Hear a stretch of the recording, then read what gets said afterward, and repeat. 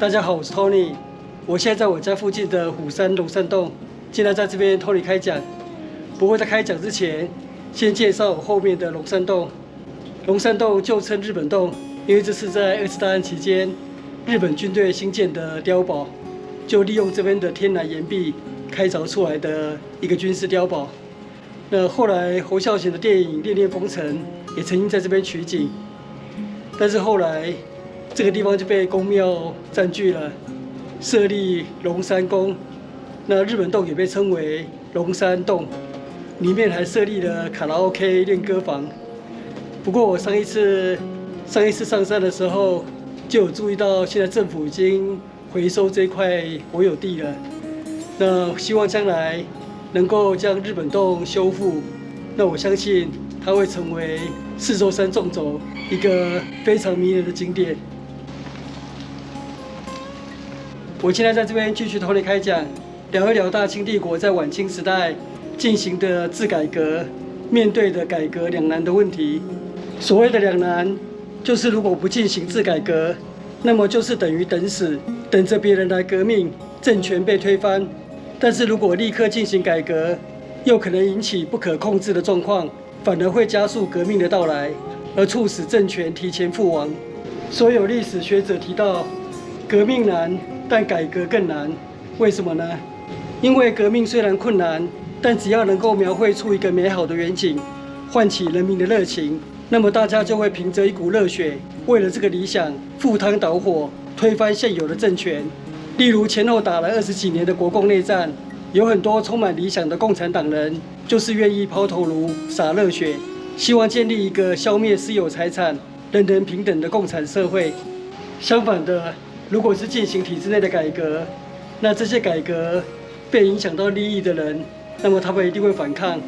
那如果这些被改革者，他们又位处高位、握有实权的话，那么这样的改革就会更加困难。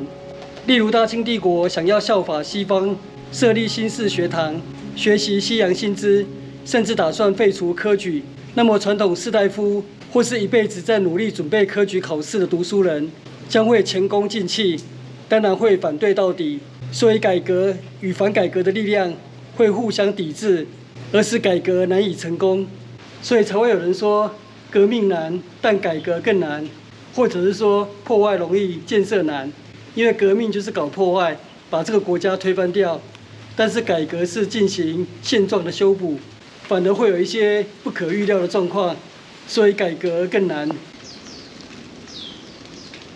当时大清帝国反对改革的知识分子，都是属于传统的知识分子，自称清流派。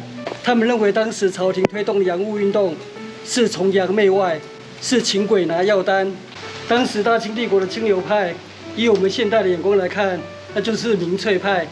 而这种民粹发展到极致，就是后来的义和团运动，而导致在20世纪初引发了第一次世界大战。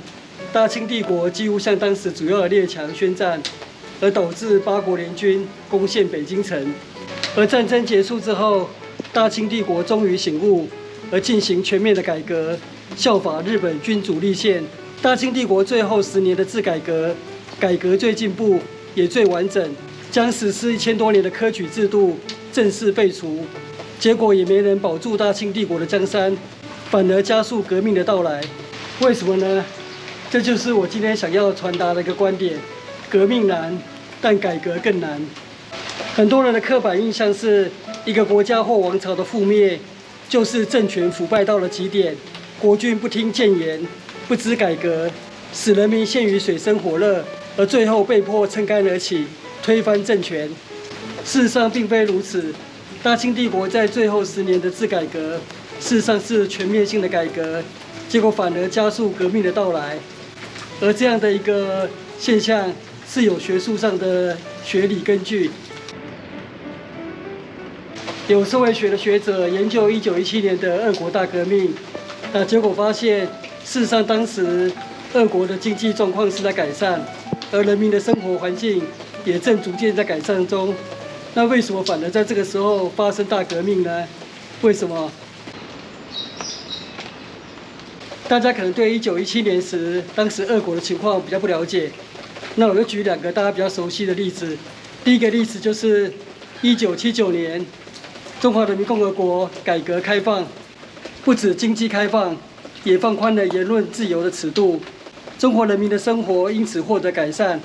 但是10年之后，1989年在北京爆发6·4天安门事件。第二个例子是1971年，在台湾的中华民国政府被驱逐出联合国，当时的国民党面临的冻结宪法、长期国会不改选而引发的政权正当性的问题。当时的行政院长蒋经国开始推动台湾10大建设及催台青政策。催台青是指积极重用台籍人士，例如我们熟知的李登辉、林洋港等台籍精英，都是在那个时期获得重用。因为当时台湾有一位很有名的艺人叫做催台青，所以蒋经国的这项政策就被昵称为催台青政策了。结果呢，还不到10年，台湾就爆发美丽岛事件了。那为什么？这就是改革的两难。辛亥革命、俄国大革命、6·4事件、美丽岛事件背后的逻辑都相似。当政权一旦启动改革，人民的期望值就会跟着提高，会要求更多的改革。而当改革的现状低于人民的期望时，反而会导致人民更为不满。而如果处理不好的话，反而会加速革命的到来。